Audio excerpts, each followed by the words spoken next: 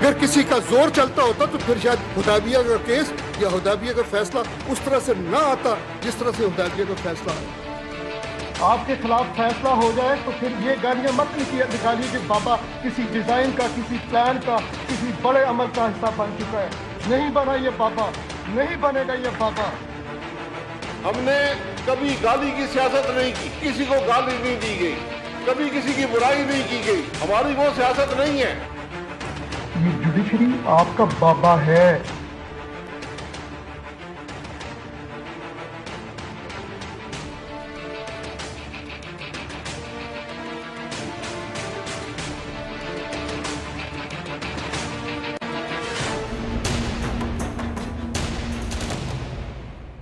अस्सलामुअलैकुम। दूसरा रुख के साथ मैं हूं सैयद समर अब्बास। नाज़रीन, 16 दिसंबर 1971 को पाकिस्तान दो लख्त हो गया और आज ही के दिन, आज से 3 साल पहले सानहा पेशावर जैसा दिल खराश वाक़या रुनुमा हुआ। और आज जब हम इन दोनों सानहात को याद कर रहे हैं, आज का पाकिस्तान धरनों, फतवों, खदशात और इल्ज़ामात की जद में घिरा हुआ है। और इसके अलावा स्पीकर कौमी असम्बली भी अलग से खदशात का इजहार कर रहे हैं। और आज ही चीफ जस्टिस ऑफ पाकिस्तान ने भी इस बात पर जोर दिया कि अदलिया किसी प्लान का हिस्सा नहीं है और ना ही अदलिया किसी के दबाव में आएगी। उन्होंने इस बात पर भी जोर दिया कि जब फैसला आपके खिलाफ आए तो फिर अदलिया या फिर जजों को गालियां ना दी जाए। आज के दिन जब हम बात कर रहे हैं तो मुल्क की हालात इस सारी सूरत हाल में किस सिमत में बढ़ रहे हैं, इस सारी सूरत हाल को एनालाइज करने के लिए आज शो में हमने दावत की है।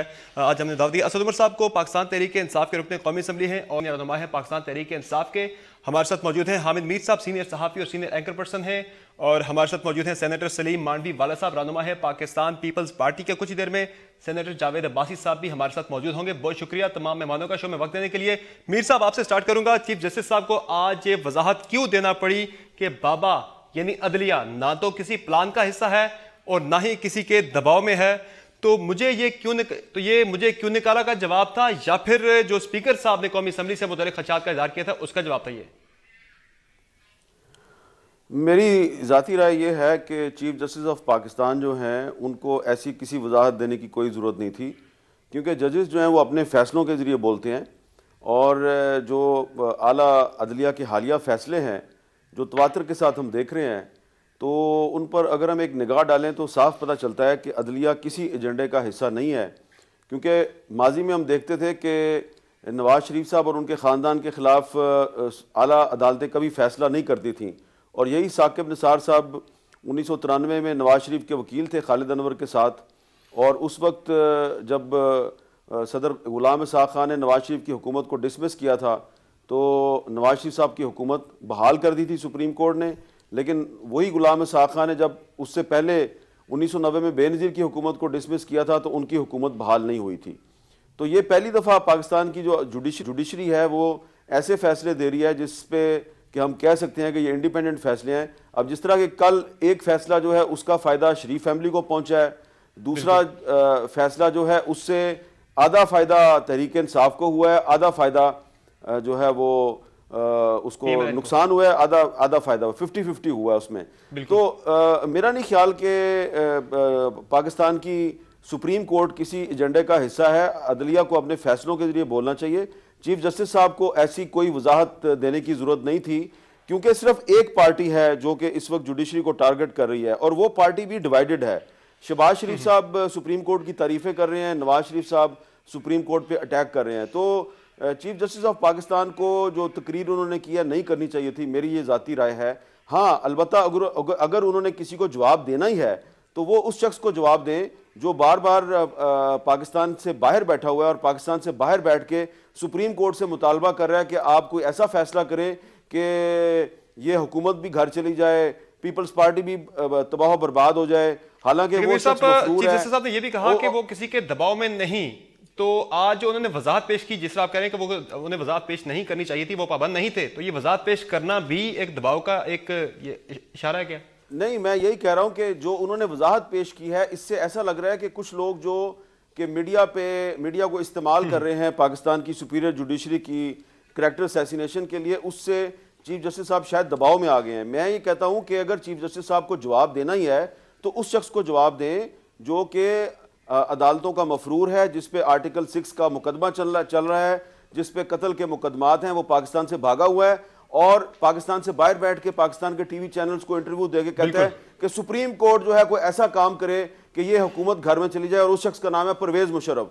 तो चीफ जस्टिस ऑफ पाकिस्तान को अगर कोई वजाहत करनी चाहिए तो वो मुस्लिम लीग नून को नहीं वजाहत देनी चाहिए, वो वजाहत उनको ये देनी चाहिए कि ये जो पाकिस्तान की सुपीरियर जुडिशरी है ये सियासतदानों के खिलाफ तो फैसले कर रही है, क्या वजह है कि परवेज मुशर्रफ के मामले में ये सुपीरियर जुडिशरी उतनी एक्टिव नजर नहीं आ रही जितनी कि इसको होना चाहिए। सही है। असद उमर साहब, चीफ जस्टिस ने आज ये भी कहा कि फैसले आपके खिलाफ आए तो अदलिया को गालियां ना दें। यही वजह थी कि आज आपकी पार्टी ने गुज़िश्ता रोज़ जो सुप्रीम कोर्ट का फैसला आया, जहांगीर तरीन साहब आपकी पार्टी के इंतहाई अहम रुकन नाअहल हो गए, आपकी पार्टी ने, आपकी कोर कमेटी ने उस पर इत्मीनान का इजहार किया, क्योंकि खान साहब बाद में ट्विटर पे मुख्तलिफ तावीलें दे रहे हैं।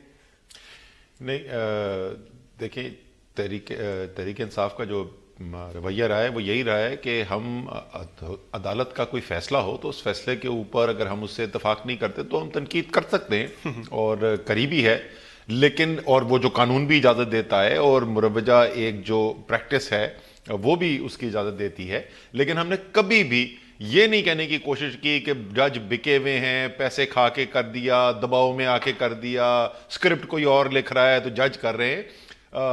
इससे आपको मैं पहली की मिसाल दूं, हमने इतनी बड़ी जिद्दोजहद की इलेक्शन की धांधली के केस के अंदर, जुडिशल कमीशन बना, हालांकि वो तो कोर्ट की भी जजमेंट नहीं थी, वो तो जुडिशल कमीशन था, लेकिन क्योंकि जजेस थे जिन्होंने वो फैसला दिया था, हमने उस फैसले के बाद किसी जज के खिलाफ कोई तकरीर नहीं की, किसी को नहीं कहा कि कोई पैसे खा के कर गया। पहले दबाव आपकी पार्टी डालती रही, हां साहब बार बार डालते रहे दबाव के मुख्तलिफ मौके पर, हां साहब कहते रहे कि अदलिया का इम्तिहान है, अदलिया का इम्तिहान है, वो दबाव एक दबाव में वो डालते रहे। ये दबाव तो नहीं है, ये तो एक, इसको अंग्रेजी में कहते हैं स्टेटमेंट ऑफ फैक्ट। एक वाकई में ये अदलिया का इम्तिहान था, सारा पाकिस्तान देख रहा है, 20 करोड़ लोग देख रहे हैं। और अगर आपको याद हो, अगर आप पैनामा केस की तरफ इशारा कर रहे हैं, तो आप थे शायद कोर्ट में उस दिन जिस दिन हमें बुलाया था उस वक्त के चीफ जस्टिस ने, और क्या कहा था उन्होंने बुला के, उन्होंने कहा सारा मुल्क इस्तराब के आलम में है और सुप्रीम कोर्ट फैसला करेगी। तो खुद सुप्रीम कोर्ट ने कहा हम फैसला करेंगे, सारी कौम देख रही है। तो इस्लामाबाद बंद हुआ पड़ा था। नहीं, इस्लामाबाद बंद तो खैर हुकूमत ने कर दिया था, कंटेनर लगा लगा के, हम तो अभी आए नहीं थे, हमें तो 2 नवंबर को आना था, ये तो 1 नवंबर की बात है। तो और कल के फैसले में भी ऐसा ही है। हमारे ख्याल में तरीन साहब के बारे में जो फैसला आया है, हम इससे तवक्को भी नहीं रखते थे और हमारे ख्याल में वो ठीक फैसला नहीं है। हमारे ख्याल में उनको बिल्कुल एक टेक्निकलिटी के ऊपर किया गया है, लेकिन हम ये नहीं कहेंगे कि किसी ने स्क्रिप्ट लिखा। और जो आप जवाब की बात कर रहे थे, कल के शाम के बयान की बात तो दानियाल अजीज भी करते रहिए, दानियाल अजीज के कल शाम में क्या फर्क है? जी, टेक्निकलिटी की बात तो नून लीग भी करती है बार बार के एक टेक्निकल पॉइंट पर निकाल दिया गया, और ये उनका नुक्ता नजर है ना। हाँ। इस नुक्ता नजर को आप उनसे छीन नहीं सकते। बिल्कुल, आप ये कह सकते हैं कि आप गलत कह रहे हैं, लेकिन ये उनका हक है। जो उनका हक नहीं है, जो कल भी दानियाल अजीज ने कहा, उन्होंने कल दोबारा क्या कहा है, ये स्क्रिप्ट का हिस्सा है। हाँ। वो तो बार बार तौहीन अदालत कर करके सर दीवार टक्कर मार चुके हैं। मेरे ख्याल में शायद इसलिए जस्टिस साकिब निसार ने इसका जवाब दिया, जो सही कह रहे हैं हामिद मीर नहीं करना चाहिए था, लेकिन वो इतनी कोशिश कर रहे हैं कि किसी तरह कंटेम्प्ट लगा दें, वो कंटेम्प्ट लगाना नहीं चाहते। कल से जो नून लीग का रिएक्शन आया उस पर चीफ जस्टिस साहब को वजाहत देनी पड़ी। सलीम मानवी वाला साहब, बिलावल ने जहांगीर तरीन की नाअहली पर तो तबसरा किया और कहा कि ATM आउट ऑफ ऑर्डर हो गई, लेकिन इमरान खान की बरियत पर उन्होंने कोई तबसरा नहीं किया। क्या वो शौक में है या फिर किसी मसलहत की बिना पर तबसरा नहीं किया? देखें जी, पहले तो मैं आपको बता दूं कि पीपल्स पार्टी हमेशा ये कहती रही है, starting from Zulfikar Ali Bhutto's hanging, कि हमें कभी इंसाफ नहीं मिला, बट उसके बावजूद हमने कभी जुडिशरी को टारगेट नहीं बनाया। और मैं हामिद मीर साहब से थोड़ा डिसएग्री करता हूँ जो इन्होंने कहा ये चीफ जस्टिस की नौबत क्यों आई, क्योंकि रोज़ जब आप मीडिया पे बैंड बजाएंगे सुप्रीम कोर्ट के ख़िलाफ़, तो आप बेसिकली हर आदमी जो अफेक्टेड हुआ है सुप्रीम कोर्ट के डिसीजन से, वो आके सुप्रीम कोर्ट के ख़िलाफ़ एक बैंड बजाता है मीडिया के ऊपर हर रोज़। तो रोज़ तो जुडिशरी तो मीडिया पे ना आ सकती है ना आती है, तो उनको कहीं अगर किसी जगह किसी ने कोई क्वेश्चन का पूछा या किसी ने कुछ कहा या उन्होंने जवाब दिया, तो मेरा ख्याल है उनका एक मौक़िफ़ था जो उन्होंने बयान किया, और मेरा ख्याल उन्होंने सही बयान किया कि हम किसी के ऑर्डर पे कोई जजमेंट नहीं दे रहे। और ये लोगों को क्लैरिटी तो सुप्रीम कोर्ट अपने ऑर्डर के थ्रू देती है, मगर कितने लोग ऑर्डर पढ़ते हैं सुप्रीम कोर्ट का? बहुत कम परसेंटेज है जो ऑर्डर्स एक्चुअली पढ़ती है और जो जजमेंट्स पढ़ती है। तो उन्होंने एक क्लेरिफिकेशन दिया और ये मेरा ख्याल इसमें नून लीग के कल से जो तनकीद सुप्रीम कोर्ट और अदलिया पर की जा रही थी उसका भी तो एक तरह का जवाब था, जिसमें चीफ जस्टिस साहब ने यहां तक कहा कि मुझे नहीं पता था कि हुदैबिया का फैसला भी आज ही के दिन होना है। ये तो पर्टिकुलरली नून लीग स्पेसिफिक उनका जवाब था। नहीं, स्पेसिफिक तो मेरा ख्याल उन्होंने कोई जजमेंट कोर्ट नहीं की, बट नून लीग तो एवरी डे आप मीडिया के शोज निकाल लें, कोई ना कोई उनका आदमी जुडिशरी को टारगेट कर रहा होता है।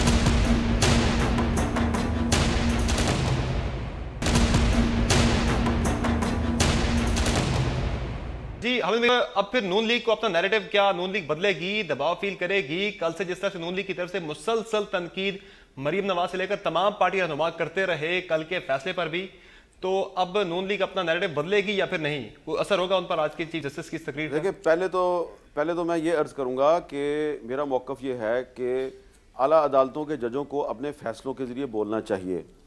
अब अगर चीफ जस्टिस ऑफ पाकिस्तान साहब जो हैं उनका ये ख्याल है कि अदलिया पर बलाजवाज तनकीद की जा रही है, तो मैं उनको याद दिलाऊंगा कि एक पाकिस्तान के वज़ीर आज़म थे, उनका नाम था यूसुफ रज़ा गिलानी। उनको पाकिस्तान की सुप्रीम कोर्ट ने डिसक्वालीफाई किया था कंटेम्प्ट ऑफ कोर्ट के इल्ज़ाम में, करप्शन के इल्ज़ाम में नहीं किया था, कंटेम्प्ट ऑफ कोर्ट के इल्ज़ाम में उनको डिसक्वालीफाई किया था। और भी बहुत से सियासतदान हैं जिनको कंटेम्प्ट ऑफ कोर्ट के इल्ज़ाम में नोटिस दे के अदालतों में बुलाया गया, जिसमें इमरान खान भी शामिल थे। तो अगर आप यूसुफ रज़ा गिलानी को कंटेम्प्ट ऑफ कोर्ट में डिसक्वालीफाई कर सकते हैं, आप इमरान खान को कंटेम्प्ट ऑफ कोर्ट का नोटिस देते हैं और वो कोर्ट में हाजिर होते हैं, तो क्या वजह है कि आप दानियाल अजीज़ को या मरियम नवाज शरीफ को या किसी और मुस्लिम लीग नून के रहनुमा को आप कंटेम्प्ट ऑफ कोर्ट का नोटिस नहीं दे रहे? इसलिए कि आपको डर लगता है कि कहीं वो आके बहुत ज़्यादा सख्त जुबान ना इस्तेमाल करें, बहुत ज़्यादा उल्टे सीधे इल्ज़ामात ना लगा दें। तो देखें, मैं तो रूल ऑफ लॉ का हामी हूँ, अदालतों के फैसलों की मैं हमायत करता हूँ, लेकिन ये भी मेरा राइट है कि अगर सुप्रीम कोर्ट के चीफ जस्टिस साहब किसी सेमिनार में जाके खिताब कर रहे हैं और वो सियासी हालात पे तबसरा कर रहे हैं, तो ये एज पाकिस्तान के एक शहरी की हैसियत से मेरा राइट है कि मैं उस पर यह कहूँ कि वो सही कह रहे हैं या गलत कह रहे हैं। मेरे ख्याल से उनको इस मामले में एक ऐसी स्टेटमेंट नहीं देनी चाहिए जिसपे कि सियासी तबसरे किए जाएं। अगर वो समझते हैं कि गलत किया जा रहा है और जुडिशरी का इज्जत और वकार उसको मजरूह किया जा रहा है, तो पाकिस्तान में कानून मौजूद है, कानून को हरकत में लेके आए। अगर आपने यूसुफ रजा गिलानी को तो जो मुस्लिम लीग नून के रहनुमा आपके ख्याल में कंटेम्प्ट ऑफ कोर्ट कर रहे हैं, अदलिया के वकार को मजरूह कर रहे हैं, उनको नोटिस दें। मैंने तो पहले भी कहा है कि शहबाज शरीफ साहब की लाइन कुछ और है। शहबाज शरीफ साहब कह रहे हैं कि सुप्रीम कोर्ट ने जो इमरान खान के बारे में फैसला किया है वो भी ठीक है, जो मेरे बारे में किया है वो भी ठीक है। सारी नून लीग तो नहीं तनकीद कर रही सुप्रीम कोर्ट पे, एक कुछ मखसूस लोग कर रहे हैं, खास मकतबा फिक्र के हामी लोग कर रहे हैं। तो आप उनके खिलाफ तकरीरें करने की बजाय उनको कंटेम्प्ट ऑफ कोर्ट का नोटिस क्यों नहीं देते? क्यों डरते हैं आप? ठीक है जावेद भाई साहब, पहले आपकी जमात को साजिश की बू आती रही, फिर मुझे क्यों निकाल का गिला उतरा। आज चीफ जस्टिस साहब ने आपके तमाम जो तहफ्फुज़ात थे, सवालात थे, उनका जवाब दे दिया है, तो अब तनकीद बंद होगी क्या? बिस्मिल्लाहिर्रहमानिर्रहीम, बहुत शुक्रिया। एकदम इबादत पहुंच नहीं सकता था, एक ट्रैफिक पे स्टॉप हो गया था, मैं अभी भी रास्ते में हूँ। देखें जी, एक जजमेंट आती है, जजमेंट पे तबसरा करना, जजमेंट के ऊपर बात करना, उससे अगेंस्ट अपील करना या रिव्यू करना हमारा अख्तियार है, हमारा हक है। कोई भी पार्टी रिव्यूड होती है वो उस पर बात करती है और ये कानून ने उसको इजाजत दी हुई है। और हमने वही पॉइंट उठाए थे जो हमने अपने रिव्यू पिटीशन में उठाए थे, और रिव्यू पिटीशन में जो सुप्रीम कोर्ट के सामने गई थी। अब मैं कोई नई बात जजमेंट तो नहीं, जजों पर हमले होना शुरू हो गए थे कि जजेस बुक से भरे बैठे हैं, फैसले कहीं और से आए, और उसमें यह भी कहा गया कि पीसीओ के तहत हल्फ उठाने वालों ने मुझे नायल कर दिया। ये तो जजों पर बराह रास्त हमला था, जजमेंट पर नहीं था। देखिए, मैं फिर इस तरह आपसे अर्ज कर रहा हूँ कि जजेस के ऊपर तो मेरा नहीं ख्याल कि हमने इस तरह की कोई बात की है। ये जरूर किया कि हमने अपनी जजमेंट के बहुत से हिस्सों पर बहुत दफा बात की है। हमारी देखें, ये मीर साहब ने भी अभी बहुत बातें की, मैं उस सबसे इत्तेफाक करता हूँ। हमारी जुडिशियल हिस्ट्री रही है, बहुत सारे ऐसे वाकयात रहे हैं, बहुत सारे ऐसे केसेस यहाँ ट्रायल हो रहे हैं जिनमें बाद में जजेस ने भी कहा है, लोगों ने भी कहा है, मीडिया ने भी कहा है और बार एसोसिएशन ने भी कहा है कि काश ऐसे फैसले न होते। तो ऐसे फैसले पाकिस्तान की तारीख में होते रहे हैं, ये कोई पहला और आखिरी फैसला नहीं हुआ। लिहाजा अगर ये पहले दिन से ऐसा तरीका अख्तियार न किया जाता, ऐसा रवैया न अख्तियार किया जाता, तो लोग शायद बात ना करते। यहाँ देखें, ऐसा भी हुआ है कि जब जफर अली शाह का केस गया है, जब यहाँ परवेज मुशर्रफ साहब ने मुल्क के अंदर मार्शल लॉ लगाया, उस वक्त की जुडिशरी ने उनको ये भी कह दिया कि आप पाकिस्तान के आइन में भी तब्दीली कर सकते हैं, जो आज से पहले दुनिया में कहीं नजीर नहीं मिलती। तो जब अगर कहीं ऐसा फैसला आएगा तो यकीनन उस वक्त उस पर लोग बात करेंगे, उस पर लोग कमेंट्स करेंगे, लोग एक तरीके के अंदर रहकर उसके ऊपर बाहर डिस्कस करते हैं।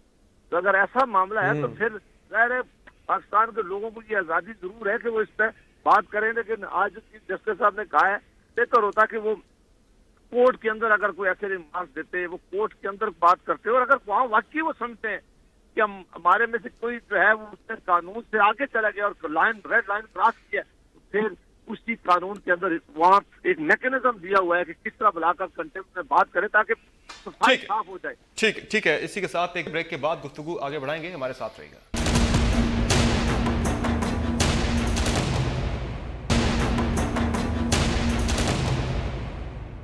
Welcome back the show. Mir साहब, ब्रेक से पहले आप कुछ ऐड करना चाह रहे थे, उस पर भी आप अपनी बात कर लीजिएगा। दूसरा, आपने बात की थी ब्रेक से पहले सेगमेंट में कि जो नून लीग वाले तौहीन अदालत कर रहे हैं उस पर भी नोटिस होना चाहिए। अभी मरियम नवाज साहब ने ट्वीट कर दी है चीफ जस्टिस साहब की आज की तकरीर के रिएक्शन में, और कहा है कि माय लॉर्ड, क्या आपका बाबा व्हाट्सएप कॉल्स भी करता था? ये भी तो तौहीन अदालत है, बड़ी सख्त किस्म की। बस इसके देखें, ये तो कुछ भी नहीं है। जो कल दानियाल अजीज साहब ने जो बातें की हैं, वो मेरा ख्याल है कि हनीफ अब्बासी जो पटिशनर थे उन्होंने बड़ा मोहतात रवैया अख्तियार किया, लेकिन दानियाल अजीज जो है वो काफ़ी आगे चले गए। तो अब ये डिस्क्रिशन है सुप्रीम कोर्ट की, उसको सवाबदीदी इख्तियार है कि उन्होंने तकरीरों के ज़रिए जवाब देना है नून लीग को या पाकिस्तान का कानून इस्तेमाल करना है। सेनेटर जावेद अब्बासी साहब हमारे बड़े अच्छे दोस्त हैं, बड़े मेहरबान हैं। वो अपनी गुफ्तगू में जिक्र कर रहे थे परवेज़ मुशर्रफ दौर का, 1999 का, जब पाकिस्तान की जो अदालतें हैं उन्होंने जो परवेज़ मुशर्रफ का टेक ओवर था उसको न सिर्फ वैलिडेट किया था बल्कि उनको आइन में तरमीम का इख्तियार भी दिया था।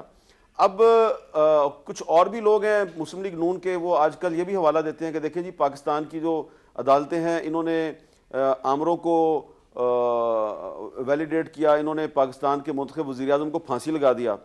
मेरी इसमें गुजारिश ये है कि जनरल ज़ियाउल हक के दौर में जब जुल्फ़िकार अली भुट्टो साहब को फांसी लगाई गई थी तो वो जेल में थे, उनको भी ये ऑफ़र की गई थी कि आप तुर्की चले जाएं 10 साल के लिए तो हम आपको छोड़ देंगे। तो इसकी चौधरी ज़हूर राय साहब ने एक ज़िया शाहिद साहब के साथ इंटरव्यू में तस्दीक की थी, लेकिन भुट्टो साहब ने वो मुआहदा नहीं किया, उन्होंने कोई NRO नहीं किया और जेल में रहना पसंद किया। और फिर उन्होंने अपनी किताब में लिखा कि मैं तारीख के हाथों मरने की बजाय फौज के हाथों मरना पसंद करूंगा। तो आप उसको मिसाल बना के पेश नहीं कर सकते। मार्शल लॉ दौर में अदालतें आज़ाद नहीं होती। इसी तरह परवेज मुशर्रफ के दौर में जब पाकिस्तान की अदालतों ने उनको आइन में तरमीम का इख्तियार दिया था, वो उस वक्त मिलिट्री जो थी वो हुकूमत कर रही थी। ये जो पनामा केस में नवाज शरीफ साहब की डिस्क्वालिफिकेशन हुई है, तो नवाज शरीफ साहब खुद वजीर आजम थे, पंजाब में उनकी हुकूमत थी और अदालतें जो है वो मुकम्मल तौर पे आजाद थी, तो लिहाजा आप इसको कंपेयर नहीं कर सकते।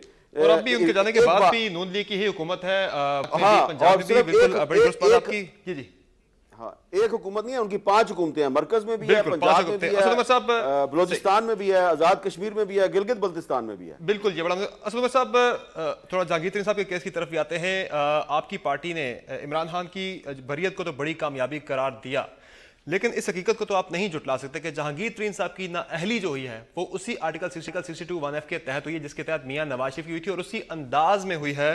तो भले आपकी पार्टी कह रही है कि टेक्निकल ग्राउंड्स पर उन्हें नाअहल कर दिया गया, लेकिन शफाफियत के मयार पर तो आपकी पार्टी भी उस तरह से पूरा नहीं उतर सकी।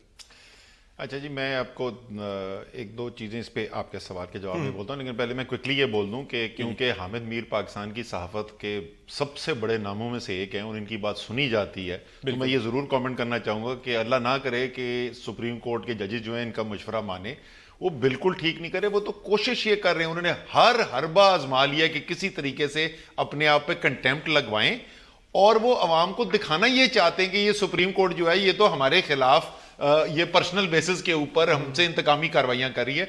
तो बड़ा बेतहाशा हौसले और सब्र का मुजाहरा किया है सुप्रीम कोर्ट को, और मैं उनको सलाम पेश करता हूं कि उन्होंने नहीं किया। इस बात से मैं इनकी इत्तेफाक करता हूं कि जब इतना बर्दाश्त किया ही है तो कोर्ट के बाहर भी ना बोलें तो बेहतर है। ये कौम को पता है, नजर आ रहा है कि क्या हो रहा है। अच्छा जी, अब आप आ जाए जहांगीर तरीन की केस के ऊपर। पहले मैं आपके केस वाले पे भी कमेंट करता हूं।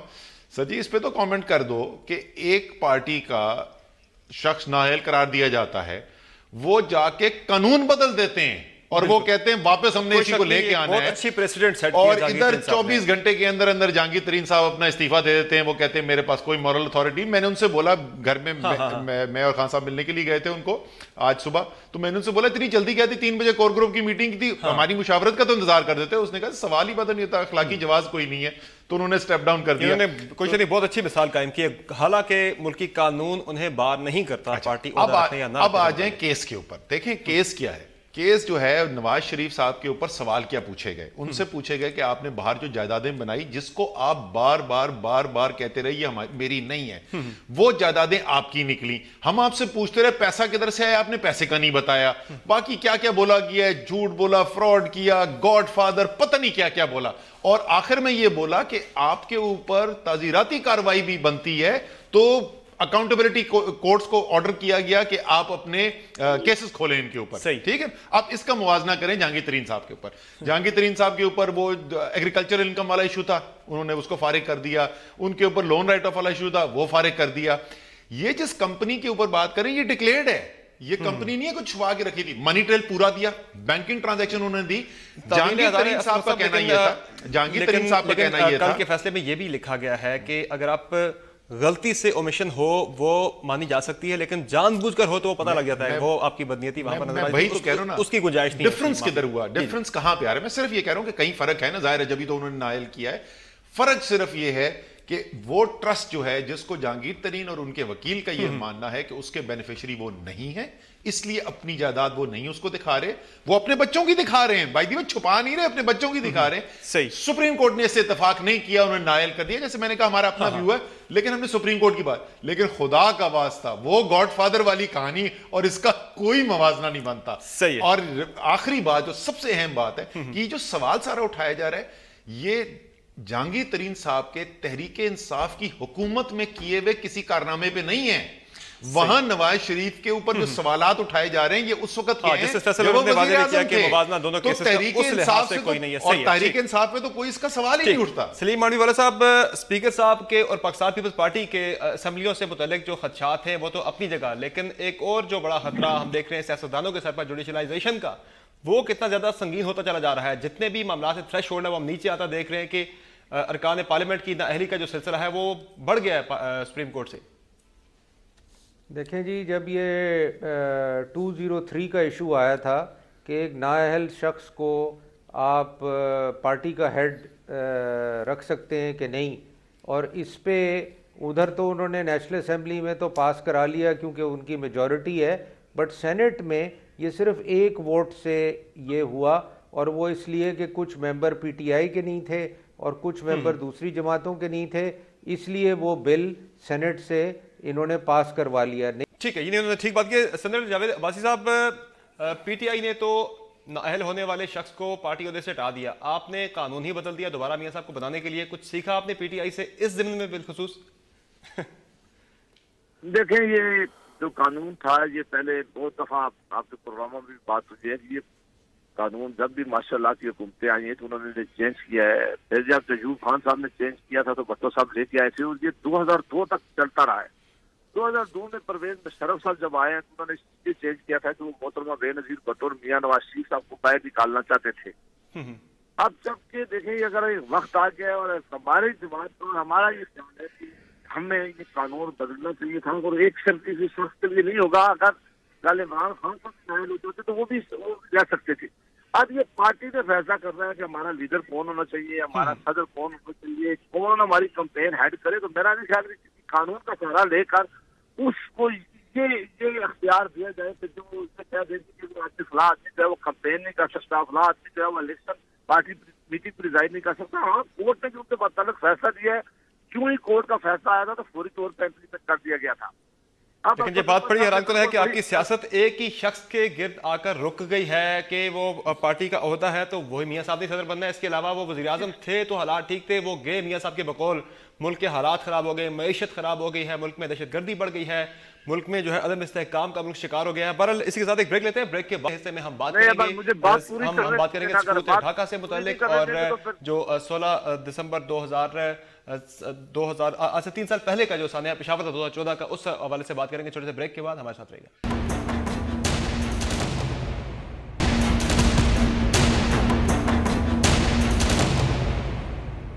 Welcome back to the show. और अब बात हो जाए उन दो सानियात की जिनको आज हम याद कर रहे हैं। हामिद मीर साहब, 16 दिसंबर को ही पाकिस्तान 2 लाख हुआ और इसी रोज़ आज से 3 साल पहले हमने सानिया पेशावर की सूरत में एक जख्म खाया जो कि आज भी ताज़ा है। तो इन दोनों वाक़यात से आज के पाकिस्तान ने क्या सबक सीखा, वो पाकिस्तान जो कि धरनों, फतवों, इल्ज़ामात और खदशात की जद में गिरा हुआ है? देखिए, सबसे पहला सबक तो यह है कि जो 16 दिसंबर 1971 का वाक़या है, उस वाक़े को आप सिर्फ एक फौजी शिकस्त के तौर पे एक आइसोलेटेड इंसिडेंट के तौर पे नहीं देख सकते। उसके पीछे कुछ सियासी हालात और वाक़यात हैं, उनको भी आपको सामने रखना चाहिए। सबसे अहम चीज़ यह है कि पाकिस्तान में आइन और कानून की बालादस्ती होनी चाहिए, जमहूरी निज़ाम चलते रहना चाहिए, क्योंकि जो 1971 का वाक़या है ये 1958 में जो मार्शल लॉ लगाया गया था, ये उस मार्शल लॉ के नतीजे में जो हालात पैदा हुए उसका अल्टीमेट रिजल्ट आपको 1971 में मिला।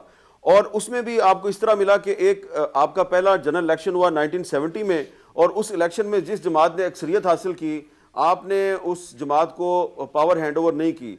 तो जो मैंडेट है उसका एहतराम करना हमें सीखना चाहिए, मैंडेट का एहतराम करना चाहिए। और जो सानिया APS है, सानिया APS जो है उसके हवाले से तो मैं बहुत कुछ कहना चाहता हूँ, लेकिन मुख्तसरन ये अर्ज करूँगा कि सानिया APS जो है वो हमें भूल नहीं सकता, कभी भी नहीं भूलेगा, यौम स्याह के तौर पे हमेशा याद रहेगा।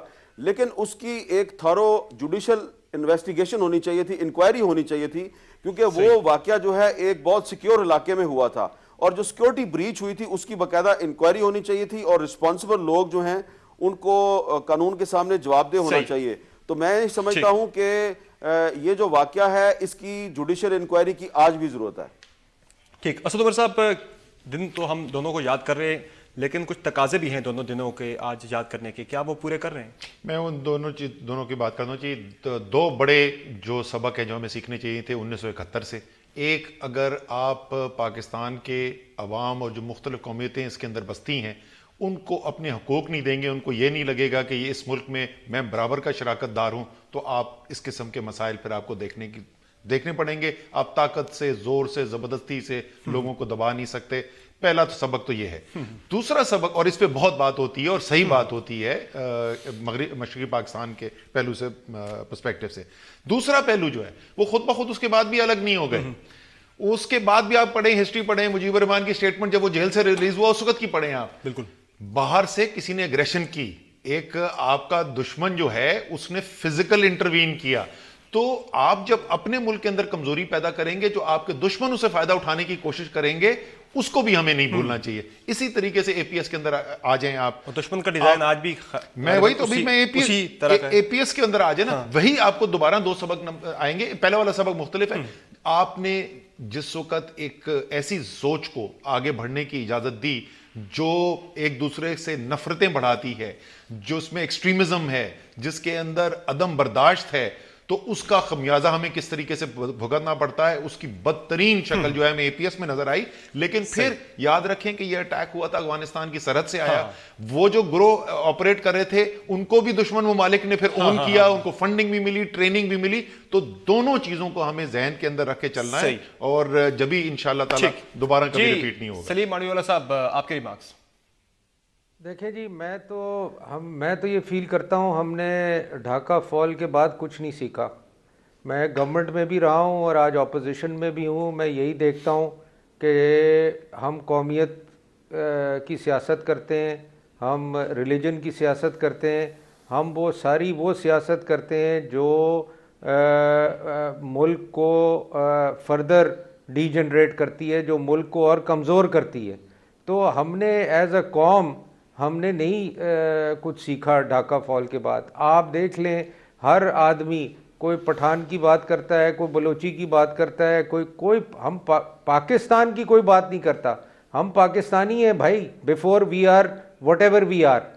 तो ये जब तक हम एज पाकिस्तानी हो के हम ये चीज़ नहीं सोचेंगे, इस मुल्क के बारे में नहीं सोचेंगे, तो ये फर्दर हमारा मुल्क जो है वो और ख़राब होता जाएगा, और ये कौमियत जितनी बढ़ती जाएगी और मुल्क हमारा डीजनरेट होता जाएगा। तो ये हमें अपने माइंड से निकाल देना चाहिए, ये कौमियत का सिस्टम बिल्कुल निकाल देना चाहिए, और हमें एज अ पाकिस्तानी सोचना चाहिए इस मुल्क के लिए। और दूसरा जो APS की आप बात कर रहे हैं, मैं हामिद मीर साहब से बिल्कुल एग्री करता हूँ कि इस पर कुछ भी नहीं हुआ।